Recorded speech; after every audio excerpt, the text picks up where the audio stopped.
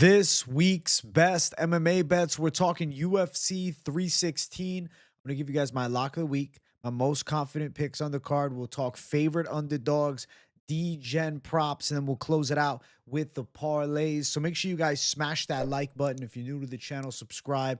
Turn the post notifications on and make sure you share the video too. Now, last week's card was a complete mess. The Lock City Parlay didn't even have a chance to hit. On this show, it was Andreas Gustafsson and the over 2.5 rounds in the Gamrot and Klein fight. The over hit in that fight, which I'm grateful for, but Gustafsson's fight was canceled. Trevin Giles not making weight, falling, hitting his head as he was cutting weight. And then I replaced it on Friday's weigh-in show, and I said, okay, we'll go Blanchfield. Well, that fight doesn't happen.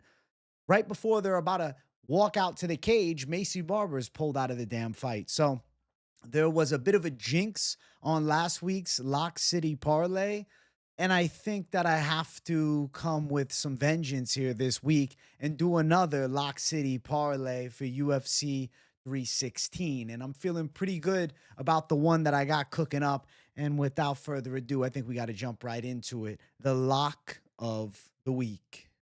Joe Pyfer and the over 2.5 rounds in the Joshua Van versus Bruno Silva fight. This parlay spoke to me. I see Joe Pyfer running through Kelvin Gastelum, especially not at elevation. The one risk factor in their former booking or their previous matchup that was supposed to be held in Mexico City was that Joe Pyfer is fighting at elevation against Kelvin Gastelum, who's, relatively high durability. Not necessarily a great gas tank, but a tough customer throughout, 5-round fights in the past. And I thought, okay, well, Joe Pyfer should run through him. But if not, that gas tank round 3, shit could get weird.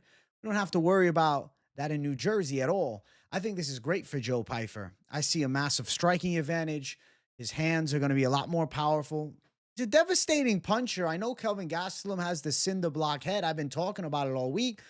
Durability-wise, he can take a great punch, but in reality, he's got really no chance in this matchup. What's he going to do? He's going to box up Joe Pyfer? I can't see it. He's going to out-kickbox him? He's going to out-wrestle him? No. Pyfer beats him in all areas of the game. He's also younger, more primed, physically larger, more explosive, and I think just downright better in 2025. Kelvin Gastelum's a blown-up welterweight. As good as he's done in the middleweight division, the truth is, Kelvin Gastelum could have been a title challenger if he was at 170. Regardless of that, I think that this matchup, going through and chasing like, oh, well, what's the method of victory? How does he get it done?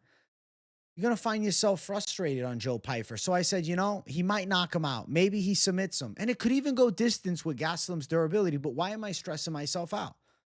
Over 2.5 rounds in the Van versus Silva fight is an underrated play. As much as Joshua Van's a good boxer with clean punch combinations, I love the way he rips to the body. He's definitely got a bit of pop in his hands, but he's not a knockout artist. And Bruno Silva is very hard to put away. You can say, oh, well, look at the Manel Kape fight. Yeah, look closely. It was a groin shot that led to the stoppage. I agree. Bruno Silva was getting his ass handed to him. But at the end of the day, take that groin shot away. I don't think he's getting TKO'd. I think he's getting beaten up for 3 rounds. Nonetheless, the pick in that fight is Joshua Van, but he's a minus 700 favorite. The over 2.5 rounds spoke to me big time. I really think that these two together concocts a pretty perfect parlay. You're going to find it around the plus 105 range at the time of this recording. And I think that it is a surefire hitter. I feel really good about this week's Lock City Parlay. I think the over is a little underrated in this Joshua Van and Silva fight because Silva's a tough customer. He's tough. He's good too. It's not like Bruno Silva's a bum. He's going to lose. Joshua Van's going to show him different level in the striking, and Silva's not going to have the ability to drag him to the ground and beat him up. But I'll be damned if Bruno Silva's getting ran over. It's going to be a fight for sure. Might even win a round. Nonetheless, Van's winning the fight. And I think Joe Pyfer is live to run over Kelvin Gastelum.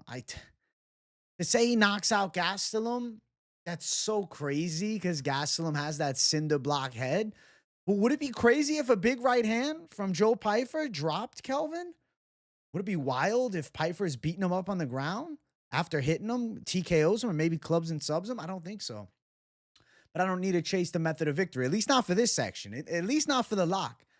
The lock is simple. It's a 2-leg parlay. I need to come with thunder for a Lock City parlay. I'm salivating at the bit for a Lock City parlay to get a chance. Like last week, we didn't get the chance, though. We got the chance this week. And I think Joe Pyfer and the over in the Van Silva fight is a magnificent call. It's the money call. It's a parlay for the people. Those 2-leg parlays are your most likely success. And you get plus money. I think that's a perfect lock for this card.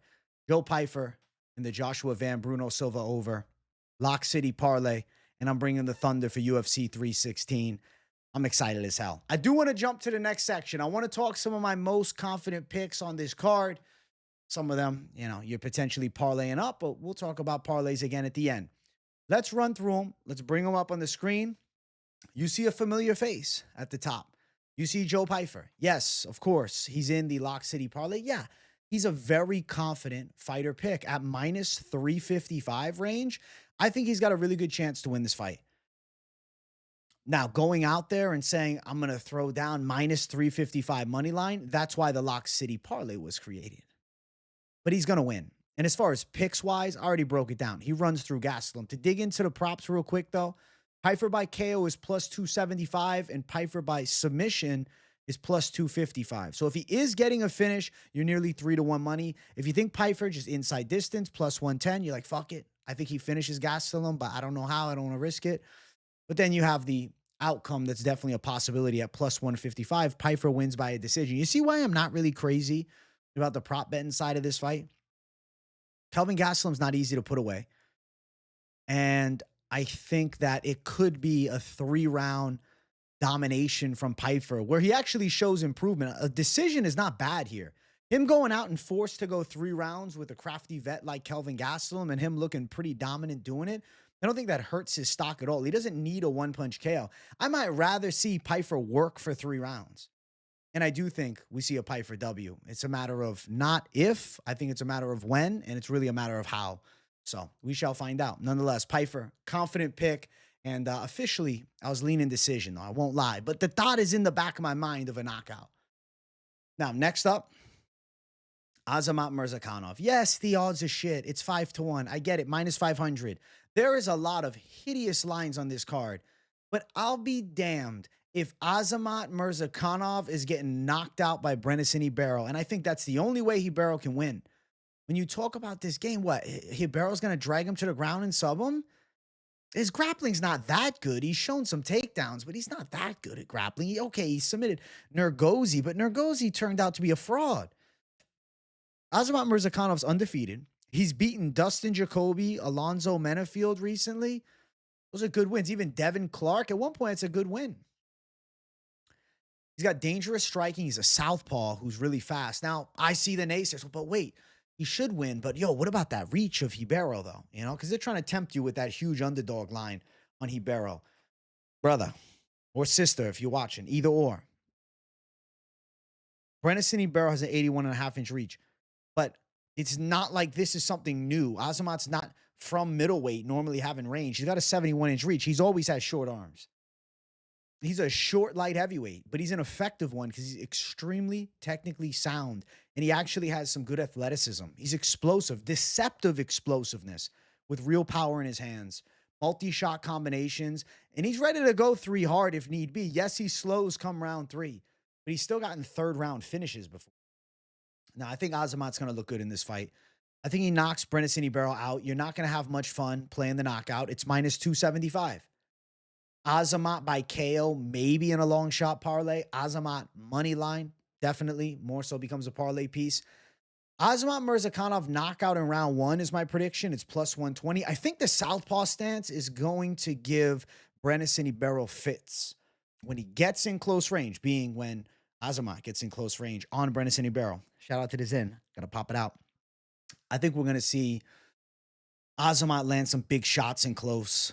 From that southpaw stance, I see close range hooks landing. I think Brennison Ribeiro is getting caught bad and knocked out. Mingyang Zhang ran him over, been knocked out before. It's not like Brennison Ribeiro has shown this iron chin. I'm not saying he's made of glass, but he doesn't have an iron chin either. The chin has been tested. He's been dropped. He's been put out. He's been hurt. And I think there's a damn good chance that Azamat Murzakanov is going to do some big damage to him.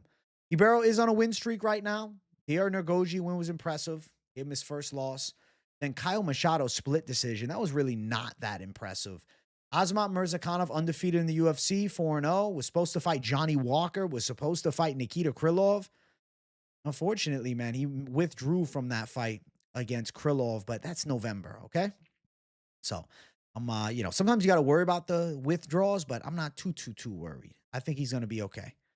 I think he's going to be good to go. He has withdrawn from a few fights, but back in 2023. And then in 2025, he's booked for this card against Johnny Walker. Walker's out of it. I think Brennison Ribeiro is a sitting duck to power shots in close range. And I think Murzakanov is slick and skillful in all areas. He could wrestle too, and he's going to get a knockout. Next up, Kayla Harrison and New. At minus 600, I think Kayla Harrison is definitely live for a finish in this fight. Now, money line is hellishly wide, and I see it just keeps on getting wider. I'm seeing 7-1 lines even. By the time this video is watched by you, it might be at minus 900. End of the day, it's because Juliana Pena's probably past her prime, and she's never been super technical, and she's dealing with a specimen. Kayla Harrison is not human. Judo mastery, right? Developed okay enough striking, but dominance from top position on the ground. I think that Kayla Harrison's live for a finish. The biggest issue with Kayla Harrison is that she cuts a significant amount of weight. But I don't think that she's going to gas and get TKO'd. I don't think so. I don't think she's getting gassed and subbed. I think Kayla Harrison wins. Now, as far as how does she get it done? If she is to get it done inside distance, it's minus 175. I could see a Kayla Harrison crucifix ground and pound. KO, TKO, plus 300. I think that's a possibility. Sub sits at plus 150. These girls don't like each other. Something tells me Kayla Harrison is going to want to punch Juliana Pena in the face repeatedly. If I was going to go prop, I'd lean towards KO. And I think Kayla Harrison at, minus 600 or more, I think she's definitely going to win this fight and look dominant. She's a force to be reckoned with. She's one of the most terrifying female fighters, I think, in the history. I mean, she ranks up there with the, terrifying prime Ronda Rousey, but she's more well-versed. She's up there with the scary girls, like the Chris Cyborgs, like the Amanda Nunes's. And I don't think Juliana Pena's up there. I think Kayla's going to look pretty good. I think Pena got gifted a decision against Raquel. And I called her to win. It was a pick flip, actually. Friday weigh-in pick flip against Raquel. So I got the pick right. At the end of the day, I thought that decision could have went the other way, to be fair. Yeah, Juliana Pena at plus 550. Not a value dog. A dog that's going to get ran over. And then next up, you see at minus 550, Joshua Van, who, we just talked about a little bit in the Lock City parlay section. We like the over a lot there. That's the money call. But, as much as the over is nice at minus 155, I think that's a beautiful line. Him to win is very likely, and I do see a victory coming for Joshua Van. Do you like him to win by a decision? I do think decision is live. Minus 105. Fuck the prop bet inside. You don't even need a money line. You could put the money line in a parlay, and we'll talk parlay soon again. But the over 2.5 at minus 155 could be mixed up with whatever you like. Bruno Silva is very durable. Bruno Silva is a crafty veteran. Bruno Silva is going to lose the fight. He's going to get outworked, but I don't think Joshua Van is chinning him. It's not like Van's knocking people out left and right. Yeah, he stopped Bunez, but these recent wins are decision wins. Guys with experience and well-versed skill sets, I think they can go to at least the final bell, even if they're getting touched up. And Bruno Silva, say what you want about the Manel Kape fight. He's a tough customer. He takes a beating. And I think that Joshua Van gives him a beating, for sure. Just a matter of, does he get him out of there? I really am leaning towards no, and I like the over, especially at value. At minus 155, that's a beautiful line. I think that should be minus 250, especially with flyweights. Now, I do have a special fifth lock, or fifth most confident pick that I'll bring up on the screen now. Patchy Mix to get it done. I'm a Patchy Mix believer, guys. You know it. Bellator will rise again. Listen, we have seen Bellator fighters thrive in the UFC. Eddie Alvarez became a UFC champion. I understand that there's been, a lot of guys that didn't do well, like Lyman Good back in the day, or even Joe Soto back in the day. Recently, Patricio Pitbull Difference is, though, Patchy Mix is in his fighting prime, man. 31, really good grappler. Scary good. That's the truth. His grappling is scary good. Gilly game, out of this world. They talk about Poirier's Gilly game. He ain't Gilly nobody in an MMA fight.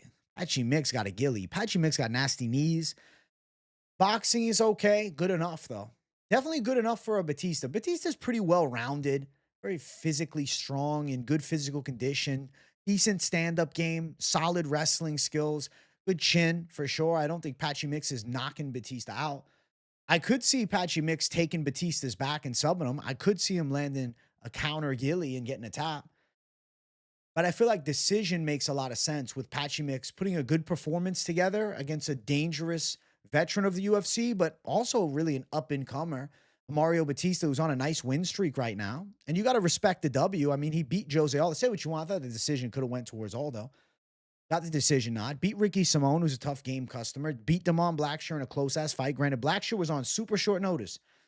That Blackshear fight, as close as Blackshear could make it, even though it's back in August of 2023, I think it gives me confidence in Patchy Mix here too. I like Patchy's chances a ton. I think Patchy Mix is talented. I think Patchy's got a lot of skills. He's a Bellator champion. He's beaten very good Bellator talent, and I understand it's not UFC.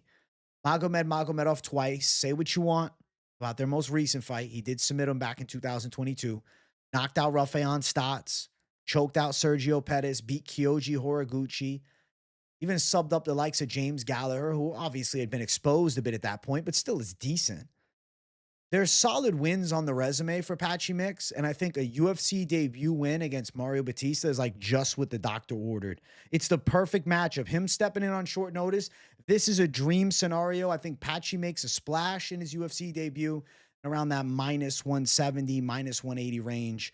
I think that Patchy Mix goes out there and performs pretty well. I like sub or decision as far as like the prop betting side of things. You know, I think those are both viable outcomes. That sub line is plus 240, that decision line plus 160. Nonetheless, a Patchy Mix win, which is money lineable at minus 180 and definitely parlayable as well. Yes, UFC debut, but Patchy's used to a big spot. He won that $1 million tournament in Bellator. I think he's going to look good. I think he's going to look great. I think Patchy's going to make people say, oh shit. I think he's putting the bantamweight division on notice. Big debut and a big confident call. Those are my most confident picks for this UFC 316 card, and feeling great about them. I'm excited as hell. The most confident picks feel great this week. The Lock City Parlay feels amazing. Now it's time to jump to the favorite underdogs on the card. Now, a lot of the time lately, I've been loving those Savage Dog locks. You guys know, when I call my locks, I'm looking for a plus money that you guys can throw down on. But the Lock City Parlay spoke to me this week. I have two underdogs that I like on this card that I do believe are going to win, but I felt they were more suited for the favorite dog section as opposed to the lock. I'll bring them up now. First one we'll talk about, the elephant in the room, Sean O'Malley. There is a large percentage of the community that is backing Merab, and I don't think you're crazy for it. I understand why. His wrestling game is terrifying. 77% of Topology is on Merab. Let me tell you something, though. Sean O'Malley is putting in probably the best training camp ever for this fight. The, labrum tear in his hip is healed up. He grappled a lot for this fight. I've listened to O'Malley interviews. He looks in great physical condition. He looks sharper than I've ever seen. What this fight comes down to is Sean O'Malley standing his ground. You let Merab bully you? Oh, he's going to. He's going to back you up, put you against cage, take your ass down consistently. But if O'Malley can hold his ground, be on the striking offensive, even hurt Merab a bit, force Merab to back up, O'Malley can have big moments in this fight. And it doesn't need to be a knockout. He can win a hard-fought 5-rounder against Merab. He can be taken down in this fight, get himself back up. Like a damn Rocky quote, get himself back up, like Mickey. He can get back to his feet. I think he will get back to his feet. I think that Merab will take him down at some point. I think O'Malley's takedown defense looks a lot better than the first fight. But I do think Merab at some point is live to take him down. Watch for the knees up the center. Watch for the teeps of O'Malley. Watch for the straight punches. Merab said he wants to wrestle more in this fight. Why do I feel like that could end up being the downfall of Merab? Being too focused on wrestling. The last fight, it was perfect, the amount of wrestling he did with the striking. I think him wrestling more could end up getting him into more trouble because O'Malley will recognize Merab's not going to want to stand. 100% O'Malley, which granted, you know, what fighter is 100% getting into the cage, but a better O'Malley than last time, I'll guarantee. He's 30 years old now. He's got the man strength. He's not smoking the ganja. He's not doing the CBD line rips. Okay? He's not partying, not drinking, not doing the social media thing like he used to. Sean O'Malley's dialed into the fight game. And I can feel a different essence around Sean O'Malley. This is the man, Sean O'Malley, no longer the boy. And I think he's gotten better since last time. I think his grappling defense will be a lot better. I think his willingness to strike and hold ground will be a lot better. He looked gun shy in the last fight, uncharacteristic. Low volume, low output, no comfortability. He's going to be comfortable. He's going to throw hard. I'm telling you, this is going to be a wow moment for Sean O'Malley. And I see him winning a hard fight against Merab Dvalishvili. I think he's live to get it on the judges' scorecards. If he knocks Merab out, mega. It's not impossible. We've seen Merab hurt. Marlon Moraes had him hurt bad back in the day. He was hurt even against Henry Cejudo. And Sean O'Malley, terrifying striker with insane precision. If he's letting those strikes go, I could see him TKOing a Merab. I'm going Sean O'Malley to win. Fuck the prop bet inside. The money line is all you need. Plus 225 around the range for O'Malley here. Plus 230. I think Sugar Show is going to look dynamic in this fight. I think it's going to be a bit of a wow performance for people. I feel like people are overestimating Merab now, too. He looked human against Umar.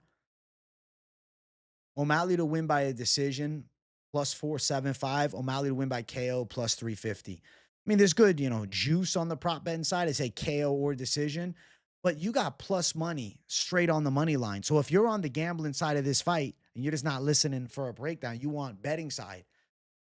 Sean O'Malley money line. I got Sean O'Malley winning. He's a savage underdog call from me. If I was doing a savage dog lock this week and I wasn't going savage dog plus money lock city parlay, O'Malley would be right on the top of the list. He is. He's a savage underdog call. Just because it's not the savage dog lock doesn't mean I don't believe in it. I think Sean O'Malley's winning. And I got him. Plus 225, plus 230 range. Money. 2-1 or more. Money for O'Malley. And I think he's going to have a hell of a performance. And I believe he's going to look better than ever.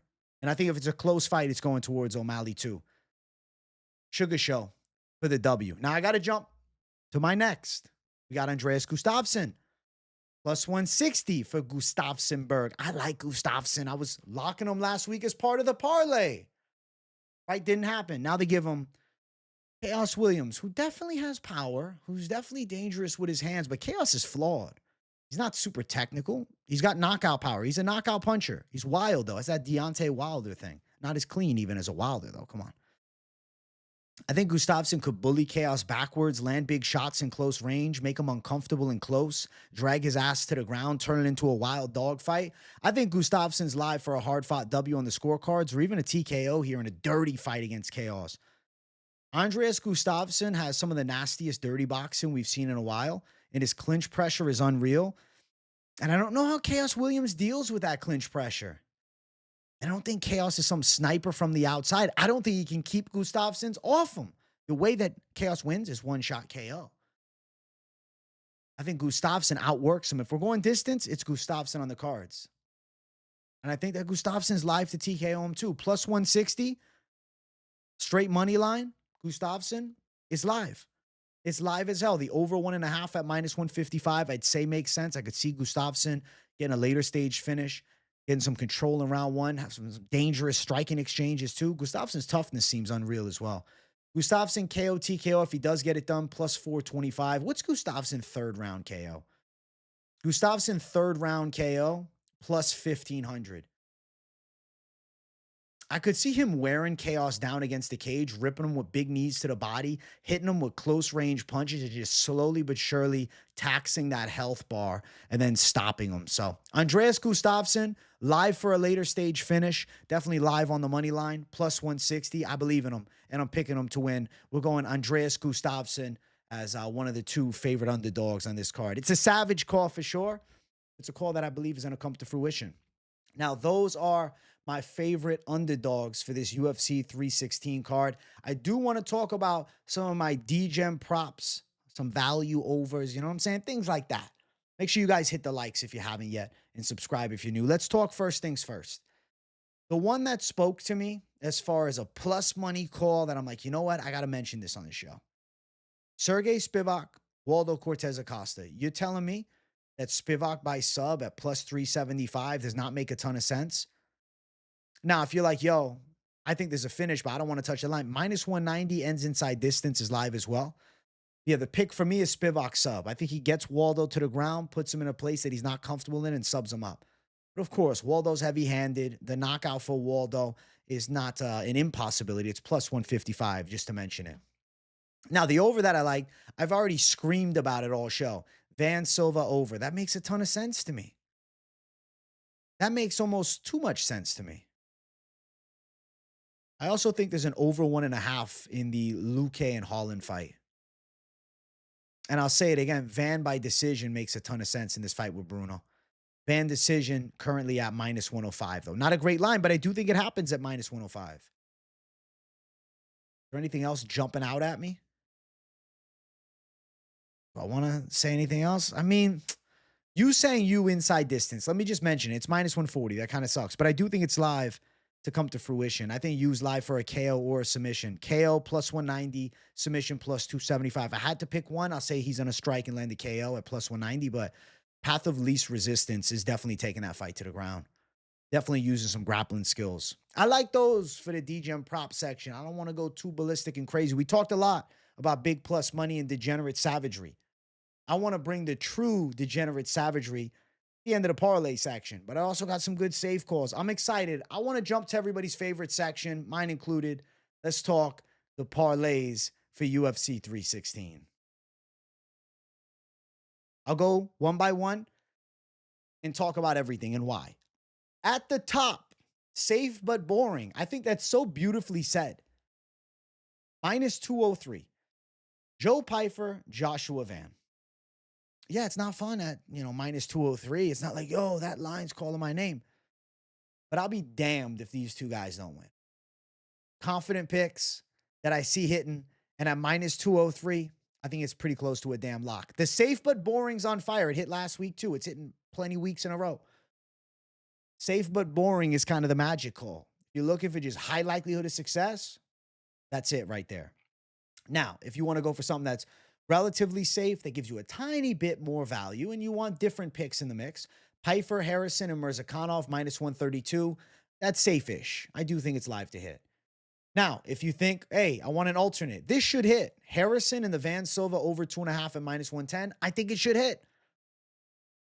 I don't love it as much as Lock City. I don't love it as much as safe but boring, but value-wise, and, near even money, it should hit.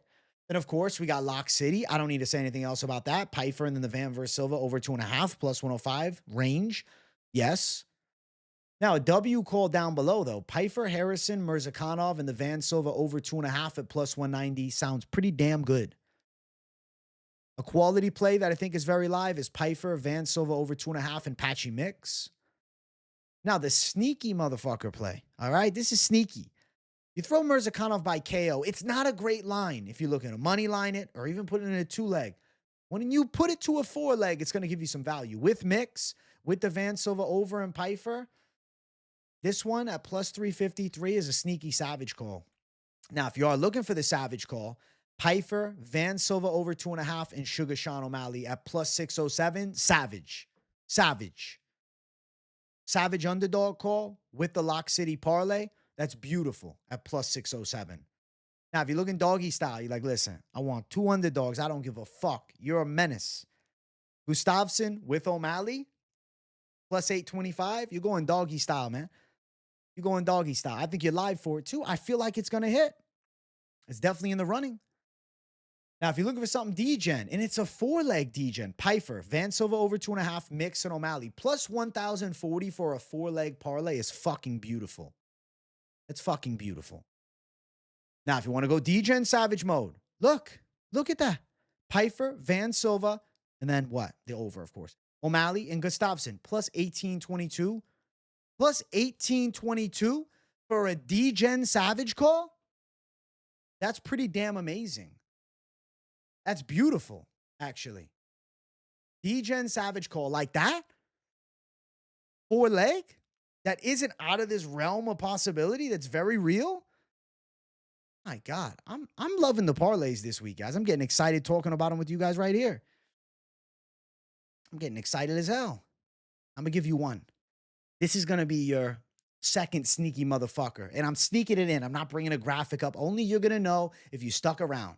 Joshua Van, Patchy Mix, Sean O'Malley. If you want to be a sneaky savage at plus 549, listen, sneaky savage, you want to be a sneaky Degen savage, you also add in Murzakanov KO plus 775. And if you want to just go all out balls to the wall, you throw Pyfer in, you're now at plus 1006. But keep it on the low. Shh. This is only for the savage. You get the big three of the sneaky shit. Only if you stick around. If the screenshot and bailing crowd, they're out. They didn't hear about it. But I'm glad you stuck around. You're a W. Let me know in the comments. Drop a little sneaky in the comments if you stayed. I know a lot of you did. Shout out to the people that don't just screenshot and bail. Now, I will say this. Don't just blindly tail. Do your own research. Your best bet to win on bets. Doing your research and then lining it up with mine and seeing where we agree for the highest likelihood of success. Now, if you're going to blindly tail, you're just throwing a few dollars down, different conversation. But if you were throwing serious capital down in the fights, you should also be doing your own due diligence on top of listening to me. But I'm feeling pretty damn good. With that being said, I'm feeling great. And I'm excited as hell for UFC 316. This is going to be a hell of a card. I hope you guys enjoyed this week's Best MMA Bets. I'm dropping it a bit early for you guys. I wanted it to be out there for a bit longer. So definitely W to the community. Drop a W in the comments too. I love you all. Smash that like button. If you're new to the channel, hit that subscribe button. I appreciate the continued support from all of these amazing people that watch the channel. I love you guys, for real. You guys are my people. W's to all of you. Let me know what you thought of the Lock City Parlay in the comments and some of the other calls. I want to hear from you guys. Do you have a Lock City Parlay? You have a Savage Underdog that you want to share? I want to hear. And definitely, let me know what you think. Sugar Show main event. I know there's a lot more people, at least, in the chat throughout the live streams and in the comments. There's more Sugar Show believers than, maybe social media originally had people thinking, or Tapology. And I'm excited about that. I appreciate you guys for the support. Thank you guys for watching. I'm about to sign off. I will see you on the next one. W to the people. Much love and peace out.